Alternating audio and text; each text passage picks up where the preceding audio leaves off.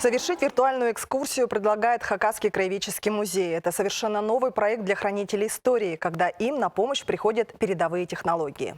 Очки виртуальной реальности перенесут посетителей к Салбыкскому кургану V века до нашей эры. Гости смогут не просто походить по территории могильника, но и, что называется, взять в руки все предметы, к примеру, топор или утварь, в том числе пострелять из оружия того времени. Продолжается экскурсия внутри кургана. Впервые любой желающий сможет увидеть его именно таким, каким он был в момент создания. Знаменитый могильный комплекс в долине Царей пока единственный в виртуальном пространстве, но авторы проекта планируют создать еще несколько геолокаций. Одна из них, к примеру, тропа предков в Ширинском археологическом парке. Просто несравнимые впечатления. Сразу ты попадаешь.